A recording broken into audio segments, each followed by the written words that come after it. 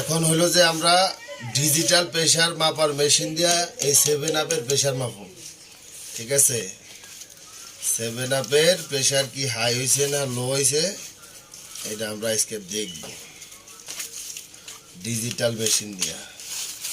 প্রেসারের digital machine দিয়ে আমরা 7 আপের প্রেসার মাপব। এই যে আমরা চালু দিলাম মেশিন, দেখা যায় একটু কাছে না দেখান।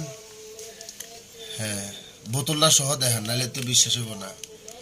বোতল এবং হ্যাঁ প্রেসারের মেশিন কি বুয়া,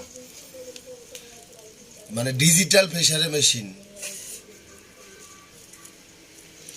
এই ডিজিটাল প্রেসারের মেশিন দিয়ে মানুষের প্রেসার মাপে। এটা একুরেট রেজাল্ট দেয় না।